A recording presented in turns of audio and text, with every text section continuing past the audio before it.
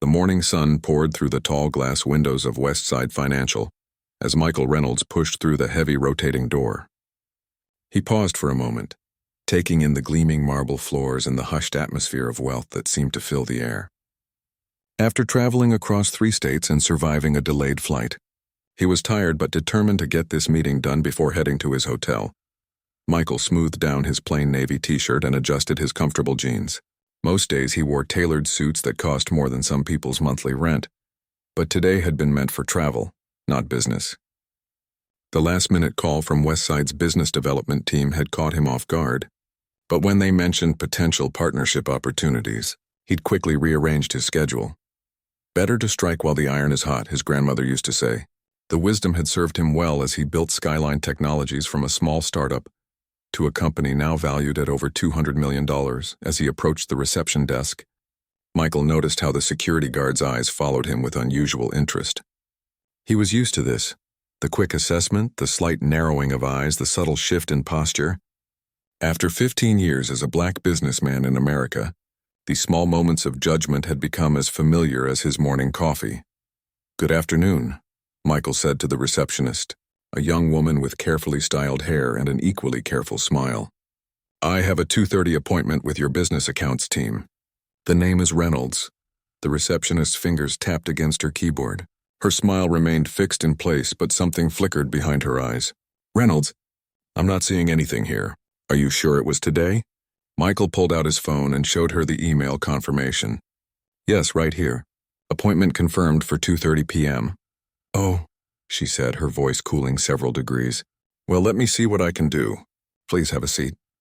Michael moved to the waiting area, settling into one of the plush leather chairs arranged in a neat row against the wall. He watched as other customers entered, most in business attire, most lighter-skinned than him. Each was greeted warmly and directed promptly to their destination. 10 minutes passed. Then 15. A middle-aged white man in khakis and a golf shirt walked in, approached the reception desk, and was immediately escorted to a desk without even showing ID. Michael took a deep breath and reminded himself to stay calm.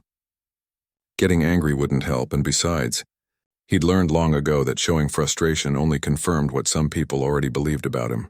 Instead, he pulled out his phone and began reviewing the quarterly reports his team had prepared. The numbers were good, better than good. Skyline had exceeded projections by 22% this quarter. The banking partnership he was hoping to establish today would help fund their expansion into 3 new markets. "Mr. Reynolds?" Michael looked up. 25 minutes had passed since his arrival. "We can see you now," the receptionist said, gesturing toward a desk in the corner, far from the premium offices where he had watched others being led. As he walked across the floor, Michael felt the familiar weight of eyes following him. Some curious, some suspicious, some pointedly looking away. He'd learned to read rooms like this years ago, when he first started pitching his business to investors who couldn't seem to believe that a black kid from South Chicago could understand technology markets. The desk he was directed to belonged to a young loan officer who looked fresh out of college. The nameplate read Thomas Wilson, Junior Account Specialist. "I'm sorry," Michael said politely. "There seems to be some confusion. I'm here to meet with your business accounts team about corporate banking services." Thomas blinked, clearly uncomfortable. "I was just told to handle your inquiry." Before Michael could respond, a woman in a sharp gray suit approached. Her badge identified her as Linda Parker, Assistant Branch Manager. "Is there a problem here?" she asked, her tone suggesting that if there was a problem, it had arrived with Michael. "No problem," Michael said, maintaining his composure. "I'm just explaining that I have an appointment with your business accounts team to discuss banking options for my company." Linda's eyes moved from Michael's casual clothes to his face, then back again. "And what company would that be?" "Skyline Technologies." "I see," she said in a tone that suggested she didn't see it all. "And you are?" "Michael Reynolds, CEO and founder." There was a slight pause as Linda processed this information. Her smile remained professional, but her eyes held doubt. "I'm afraid our senior business consultant isn't available right now. Perhaps Thomas here can take your information, and we can schedule something for next week. Or perhaps our downtown branch might be more suitable for your needs." The implication was clear. This branch in this wealthy neighborhood wasn't for people like him. Michael had heard this suggestion before, phrased in different ways but always carrying the same message. What Linda didn't know, what people like her rarely bothered to find out, was that Michael Reynolds had built his business by turning moments like these into opportunities. He never raised his voice, never gave anyone the satisfaction of seeing him lose control. Instead, he used the low expectations of others as leverage, as space to maneuver while they were looking the other way. Actually, he said, pulling out his business card and sliding it across the desk, I received a call yesterday from your VP of Business Development, Mr. Harrison. He was quite interested in discussing how Skyline's banking needs, which include managing our $50 million annual cash flow, might be served by your institution. Linda picked up the card, studying the embossed logo and the simple title, Michael Reynolds, Chief Executive Officer. For the first time, uncertainty crossed her face. I understand if you're too busy, Michael continued smoothly. I have meetings scheduled with First National and Century Trust later this week. I just thought I'd give Westside the first opportunity, as Mr. Harrison was quite persuasive about your services. Thomas, the junior account specialist, was looking increasingly uncomfortable, his eyes darting between Michael and Linda. This wasn't in his training manual. Let me make a call, Linda said, her tone noticeably warmer. Please, would you like some coffee while you wait? Thomas, please offer Mr. Reynolds some refreshments. As Linda walked briskly away, phone already pressed to her ear, Michael settled back in his chair. He didn't smile, didn't show any satisfaction at the sudden change in treatment. He'd been through this too many times before. Thomas nervously offered water or coffee, suddenly eager to please. I'm sorry about the confusion, sir. I wasn't properly briefed on your appointment. It's fine, Michael said, accepting a glass of water. These things happen, but they didn't just happen, and Michael knew it. They happened in patterns with predictable frequency, to people who looked like him regardless of what they wore, how they spoke, or what they had achieved. As he waited, Michael thought about the journey that had brought him here.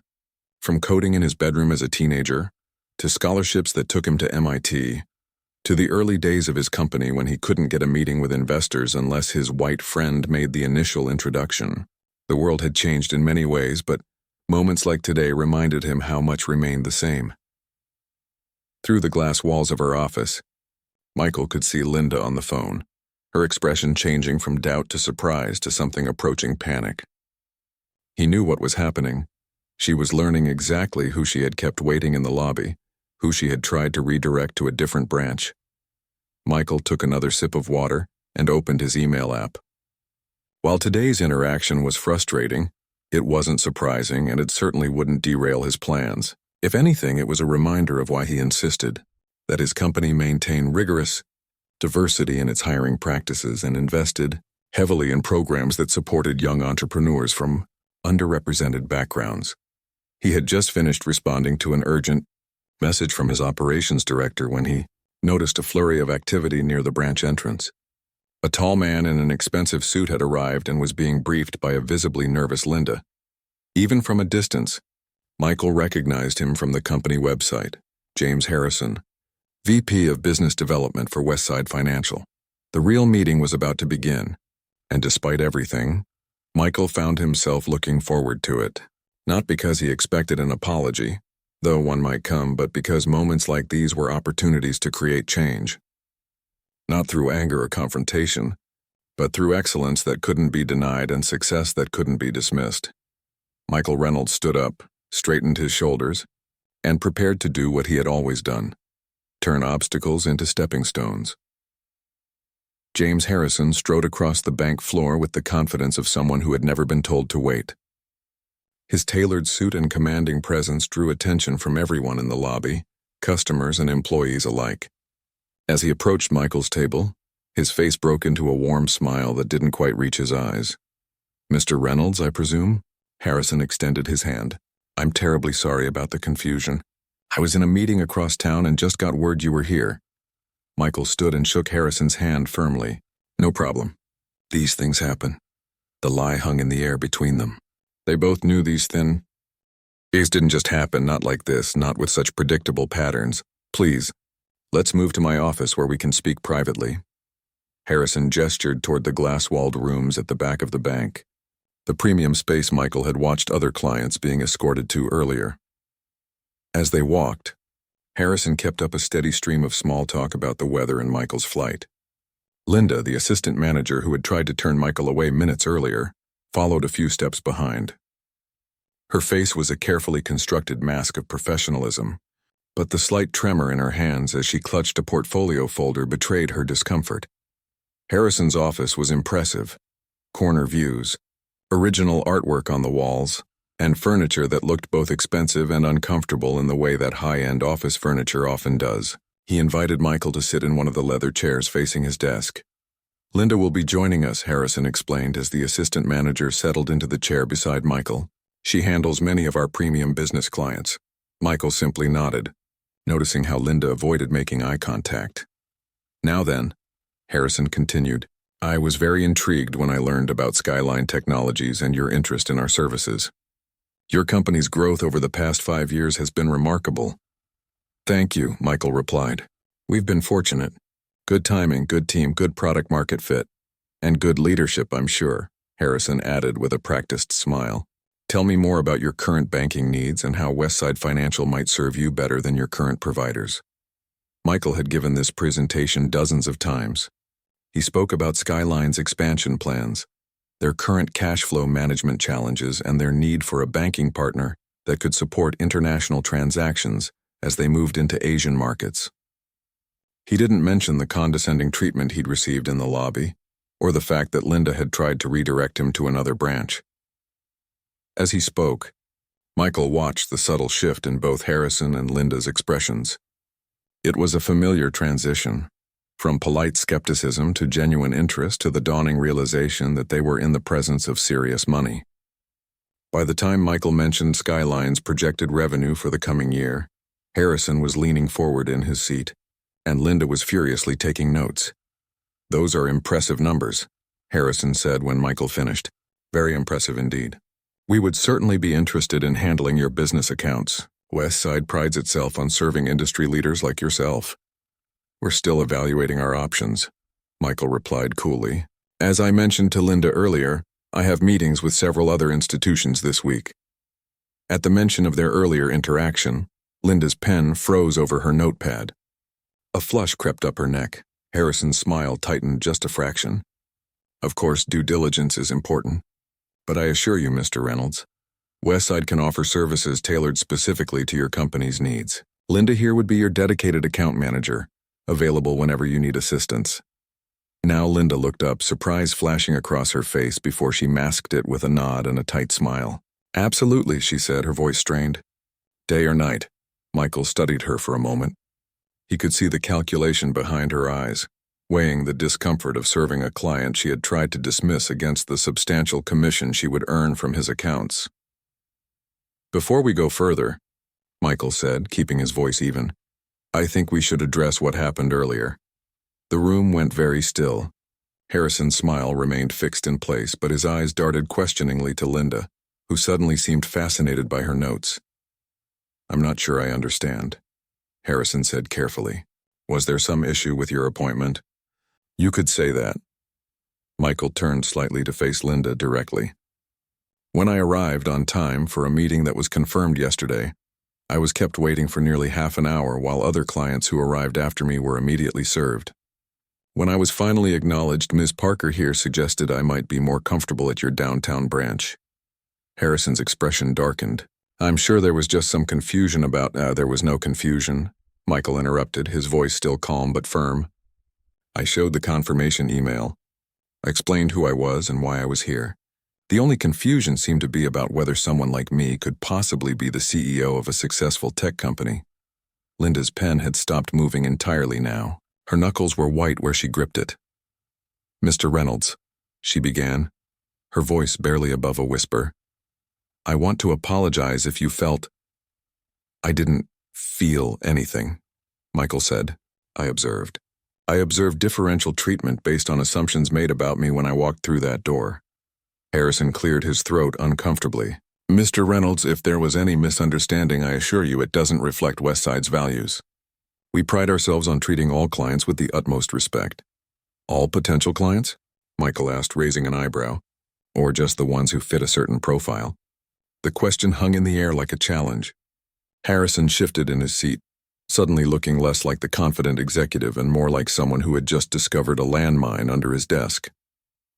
Obviously, this is concerning, Harrison finally said. Extremely concerning. Westside has a strict non-discrimination policy.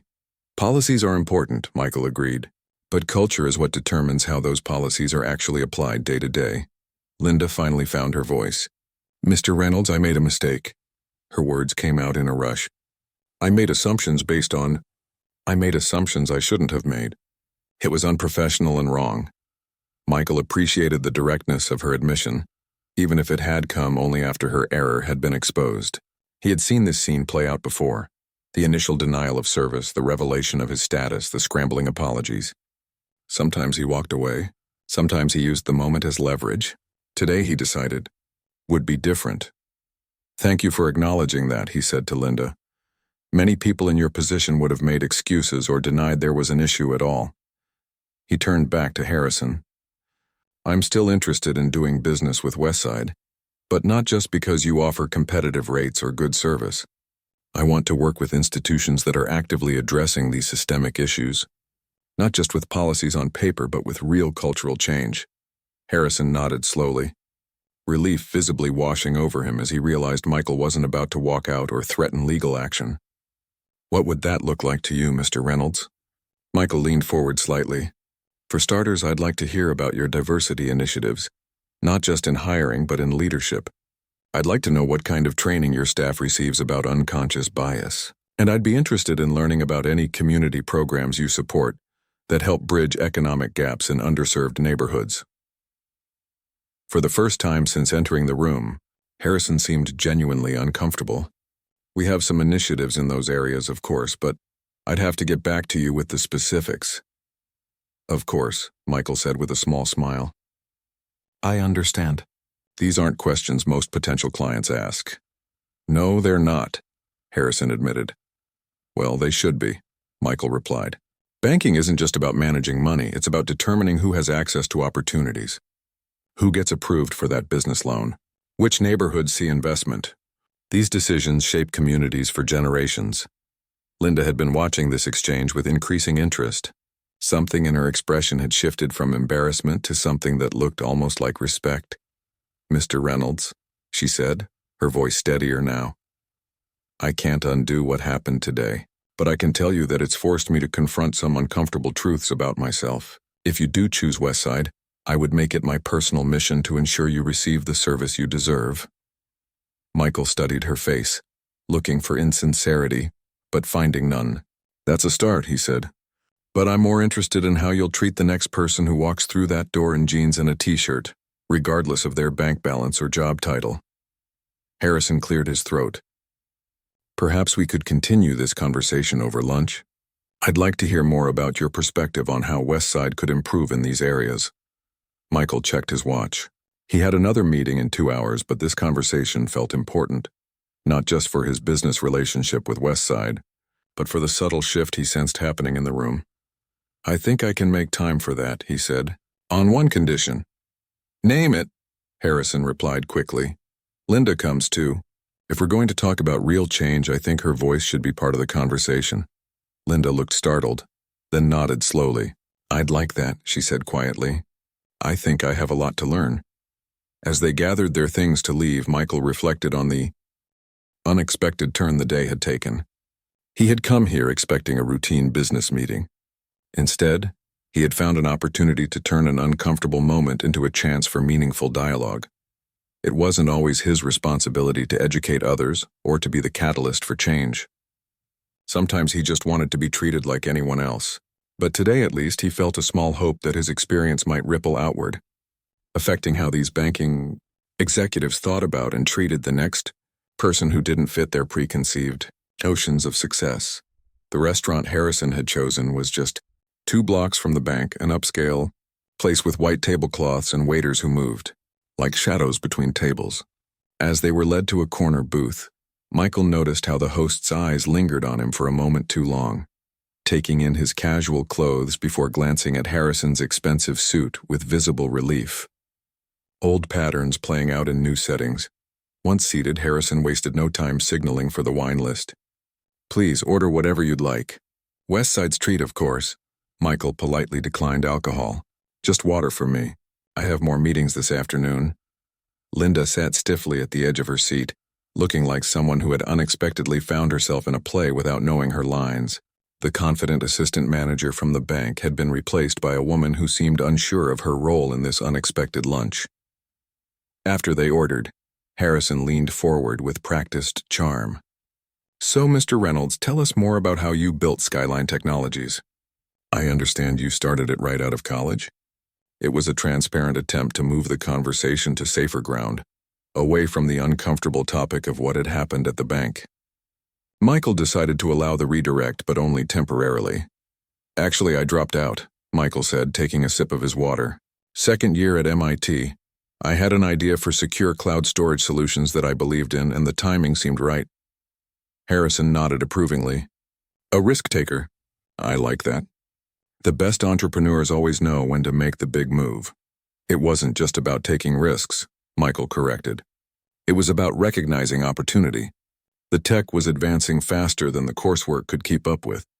I learned more in 6 months of building my prototype than I would have in 2 more years of classes."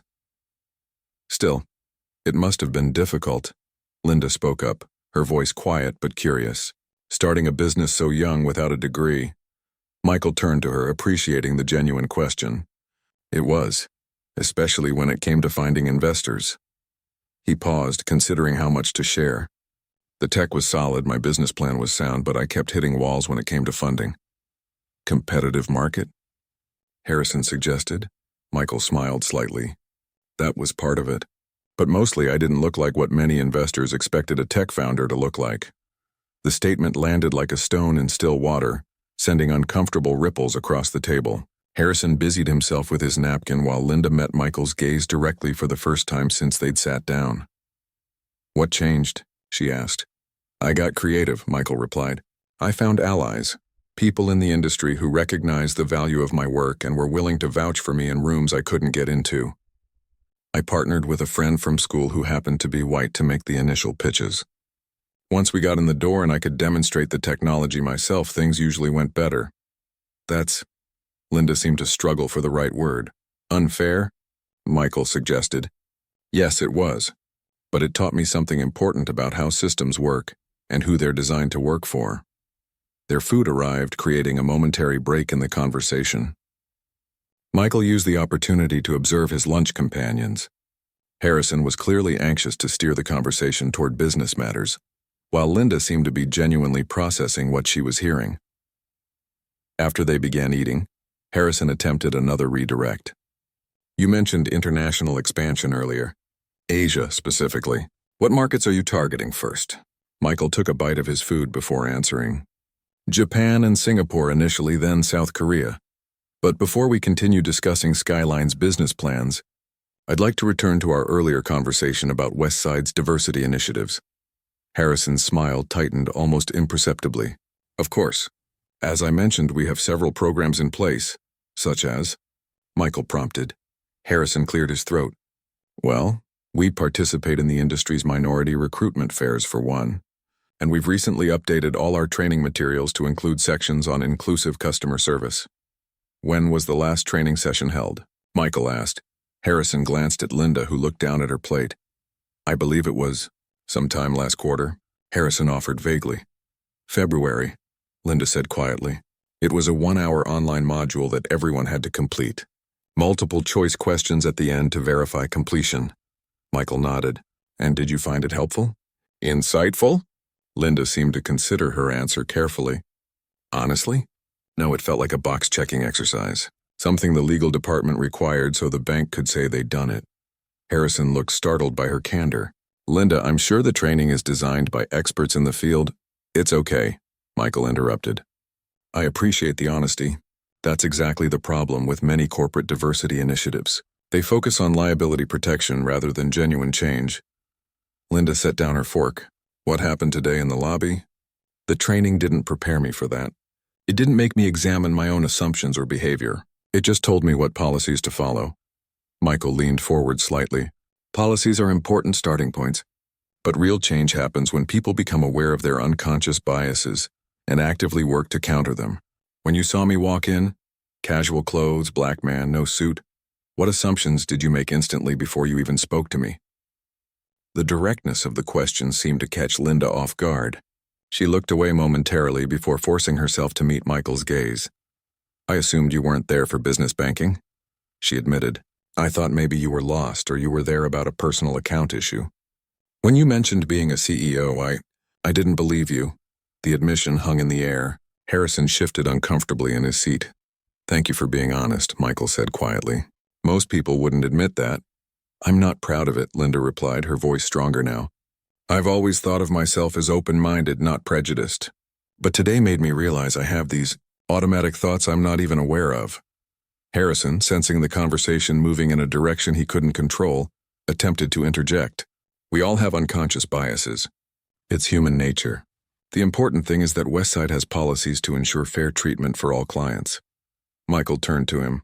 With respect, Mr. Harrison, policies didn't prevent what happened today, and they won't prevent it from happening again unless they're backed by meaningful cultural change. What would you suggest? Linda asked, ignoring Harrison's warning glance. Michael considered the question.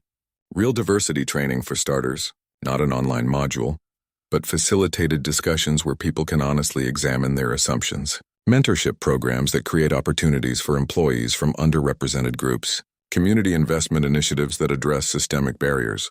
Those all sound expensive and time-consuming, Harrison observed with a tight smile. They are, Michael agreed. Real change usually is. But consider the cost of not changing. How many potential clients like me have walked away because of experiences like the one I had today? How much talent have you lost because qualified candidates didn't feel welcome or valued? Harrison didn't have an immediate response to that. The financial framing seemed to give him pause. I'd be willing to help, Linda said suddenly. Both men turned to look at her. If Westside is serious about making changes, I'd be willing to help lead the effort, she continued, a new determination in her voice. What happened today was wrong and I was part of the problem. I'd like to be part of the solution too.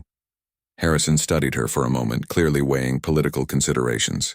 That's commendable, Linda. Perhaps we could discuss forming a committee to explore these ideas further. Michael recognized the deflection tactic, the corporate equivalent of promising to think about it, with no intention of following through. But before he could respond, Linda spoke again.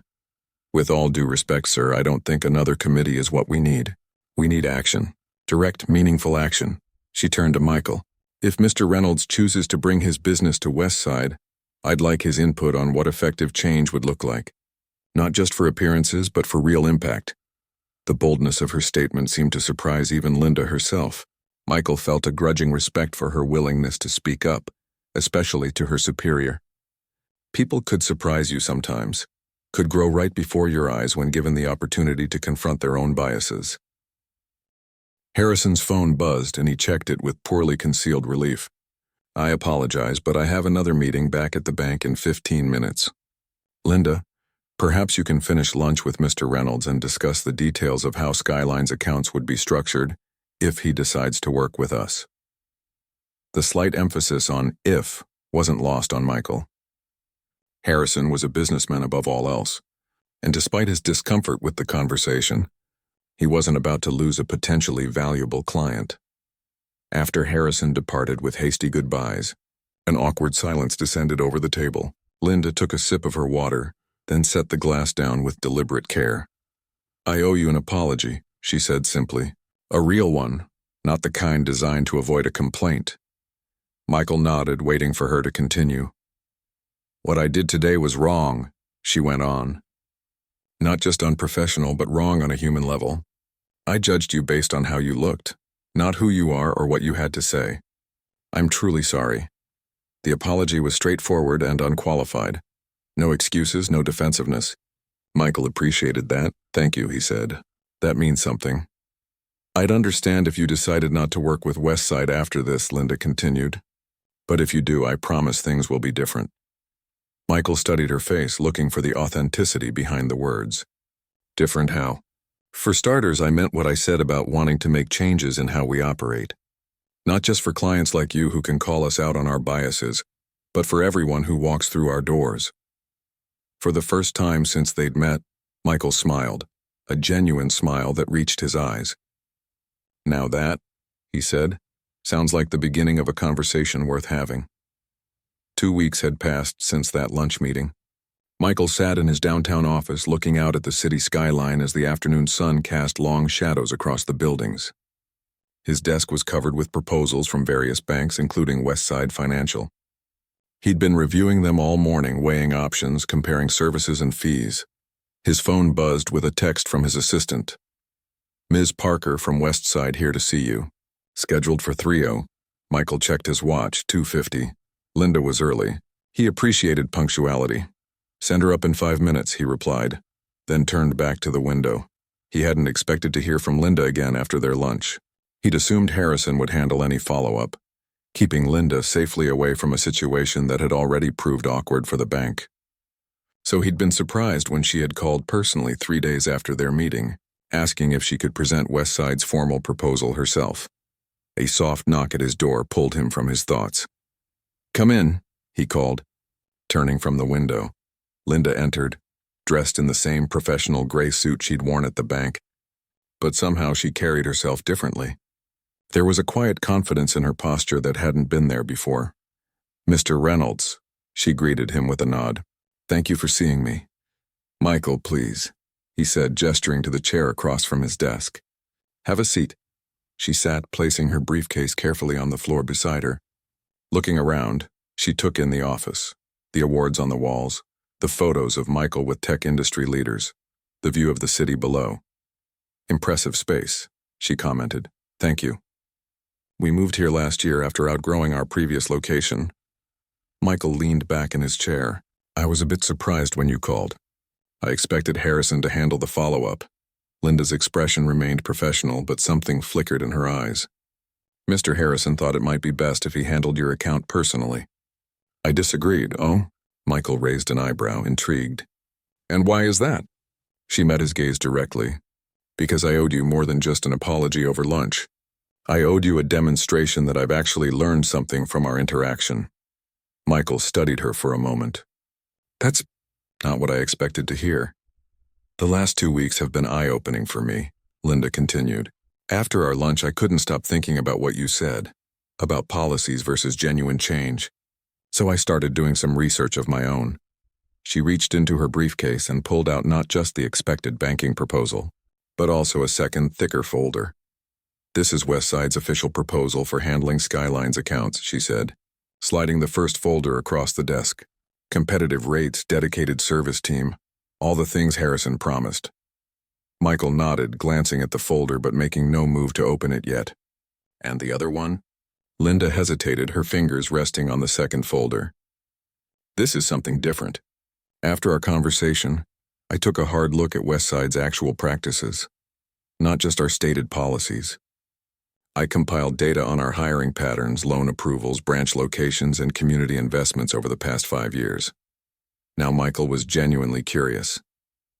He leaned forward. "That couldn't have been easy to access." "It wasn't," Linda admitted. "I had to call in some favors from friends in HR and the loan department. But the numbers tell a story that needed to be told." She opened the folder and turned it so Michael could see the contents. Charts, graphs, and tables of data, all neatly organized and analyzed. "Westside has a diversity problem," Linda stated plainly.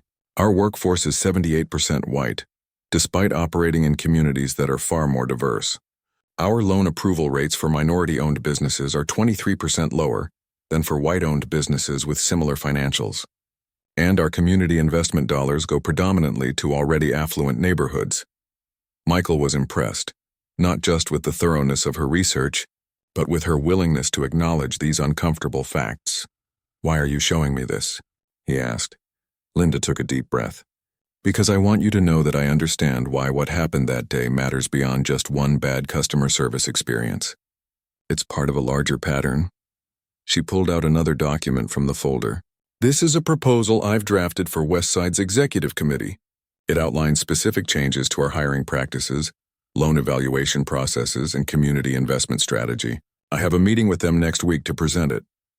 Michael picked up the document, scanning its contents with growing interest.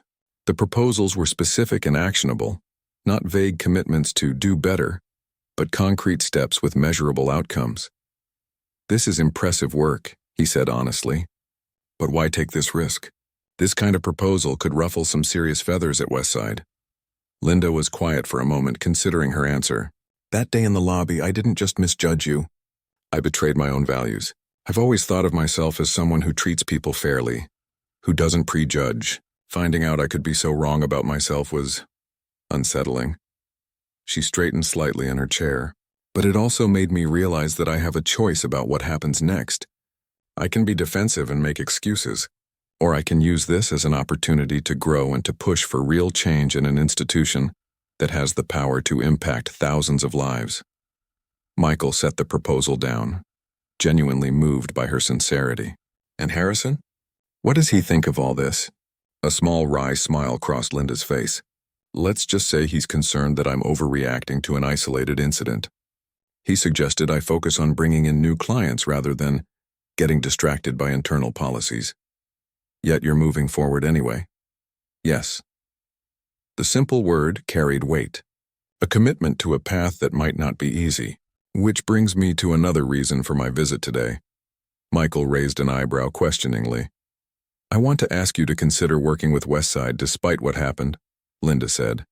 Not because we deserve your business, we didn't earn it that day, but because having a client like Skyline Technologies would give weight to the changes I'm trying to push through. Michael hadn't expected this turn in the conversation. You're asking me to use my company's banking relationship as leverage for institutional change at Westside? Linda nodded. In essence, yes. If someone of your stature chooses Westside after what happened, but specifically conditions that choice on the adoption of these reforms, it would be hard for the executive committee to ignore. It was a bold request, asking him to place his company's financial interests in service to a broader social goal. Michael was silent for a long moment, weighing the implications. What if they agree to the changes but don't follow through? He asked finally. Words are easy. Implementation is hard. That's why the proposal includes quarterly progress reports with specific metrics, Linda replied, and why I'd want you to make your continued business contingent on meeting those metrics. Michael stood and walked to the window, looking out at the city below. His responsibility was first to his company and its employees. Choosing a banking partner wasn't a decision to be made lightly, or for reasons unrelated to Skyline's best interests. And yet, this was exactly the kind of leverage he'd rarely had access to earlier in his career. The ability not just to point out problems, but to influence systems from a position of power. He turned back to Linda. You're taking a significant professional risk with this approach. Why? Linda considered the question carefully. Because I've realized that being not racist isn't enough. Systems don't change because people within them aren't actively bigoted. They change when people actively work to make them more fair, more inclusive. She met his gaze steadily. That day in the bank, I was part of the problem. I want to be part of the solution instead, but I can't do it alone. Michael returned to his desk and picked up Westside's official proposal. He opened it, scanning the terms quickly. They were competitive, not dramatically better than other offers he'd received, but certainly in the same range. I'll need to review all of this in detail, he said finally. And I'd want to meet with Harrison and the executive team directly to discuss the conditions under which Skyline would work with Westside. Hope flickered in Linda's eyes, but she maintained her professional demeanor. Of course. Would you like me to arrange that meeting? Michael nodded. Yes, but I want you there as well. This was your initiative. You should be part of the conversation. Thank you, she said simply. As she gathered her materials to leave, Michael had one more question. What happens if they say no? If they reject your proposals even with Skyline's business as an incentive? Linda closed her briefcase with a decisive click. Then I'll have a difficult decision to make about whether Westside is where I want to build my career. The answer impressed him. Her commitment went beyond just this specific situation to a broader question of personal values and professional integrity. After she left, Michael sat at his desk for a long time thinking. The banking proposals sat in front of him, Westside's alongside those from 3 other institutions. From a purely financial perspective, the differences between them were minimal. All would serve Skyline's basic banking needs adequately. But Linda's visit had introduced a new factor into his decision-making process. The opportunity to leverage Skyline's business relationship to drive meaningful change at a major financial institution, change that could potentially benefit countless other business owners who looked like him but didn't yet have his level of influence. He picked up his phone and called his CFO. "Alex, I think I've made a decision about our banking partner. Can you come up to my office? There's something interesting I want to discuss with you." 6 months later, Michael stood at the podium in Westside Financial's largest conference room, looking out at the faces of nearly 100 bank employees. The room was packed. Tellers, loan officers, branch managers, and executives all gathered for the launch of Westside's new Community Bridge initiative.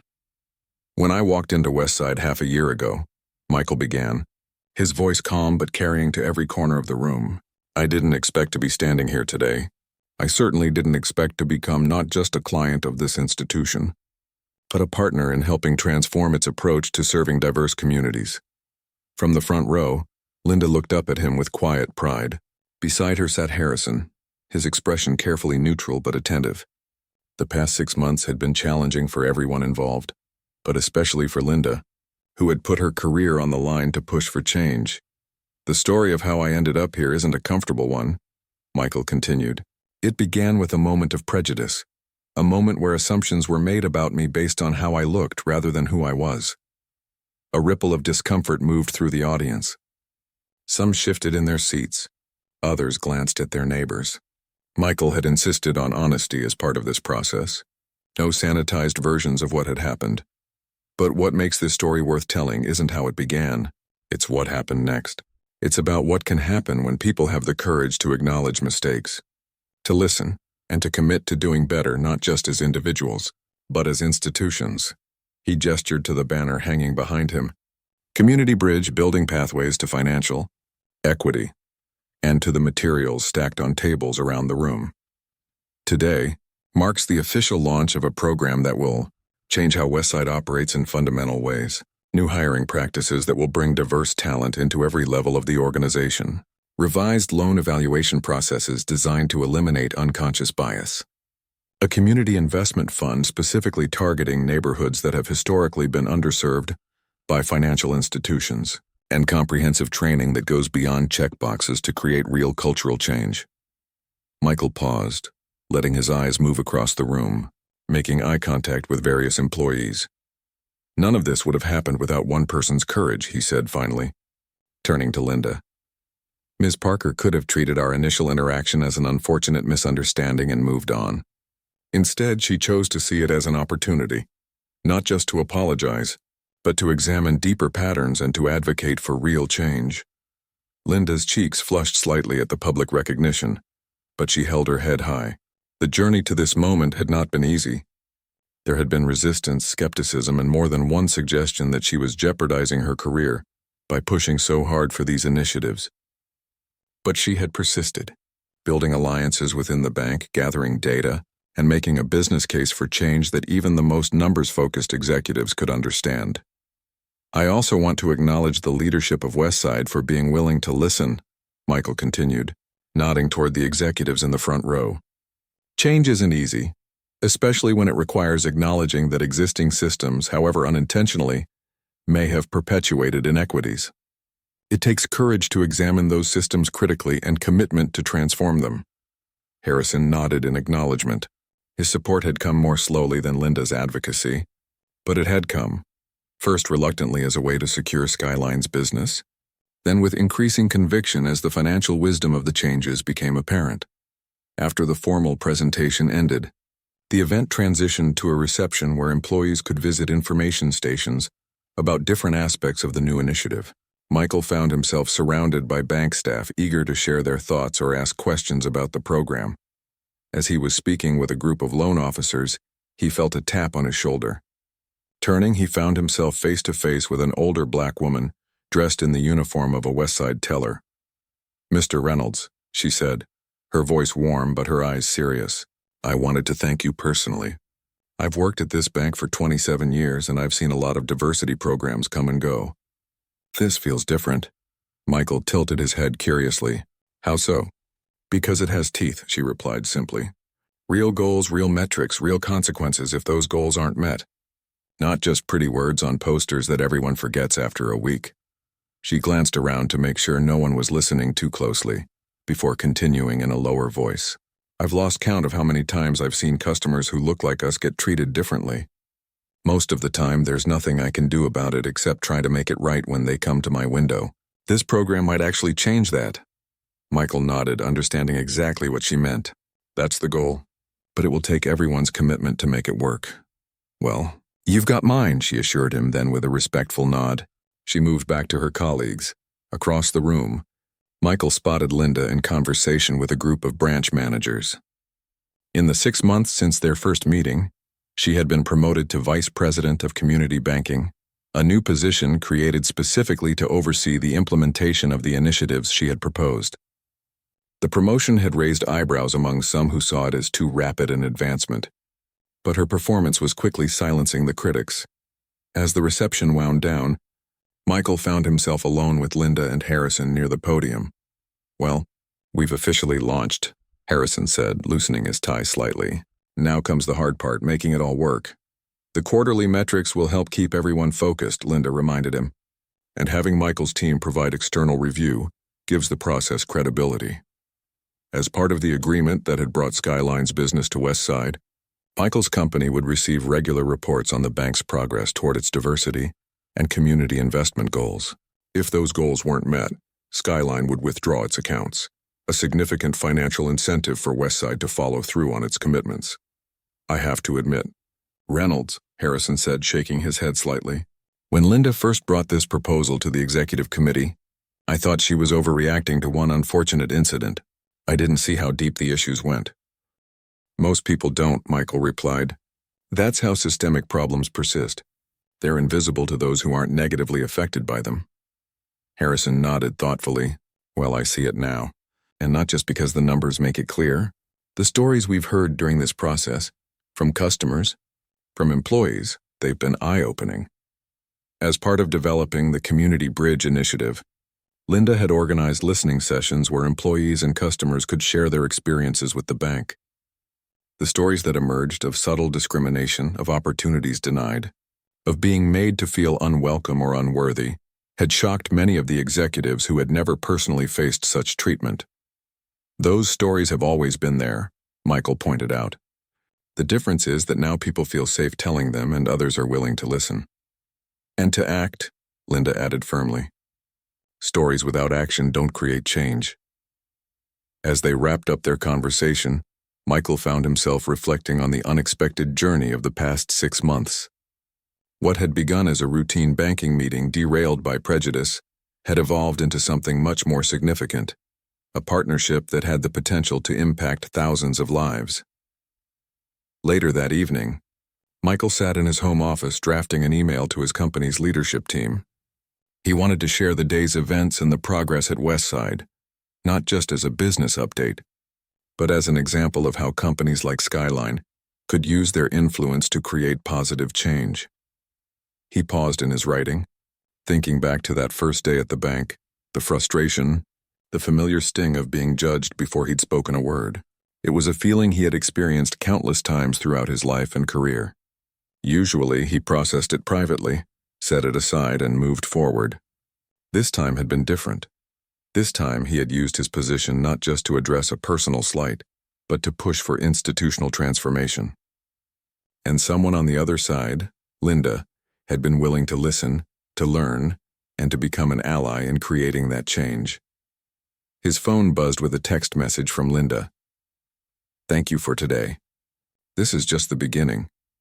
Michael smiled as he typed his reply, looking forward to seeing what comes next.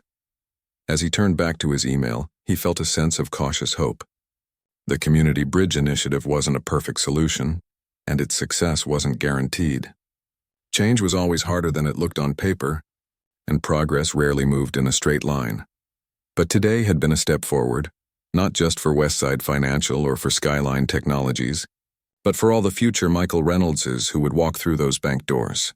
People who deserve to be judged not by assumptions based on their appearance, but by the content of their ideas and the quality of their character. It was a small victory in a much larger struggle.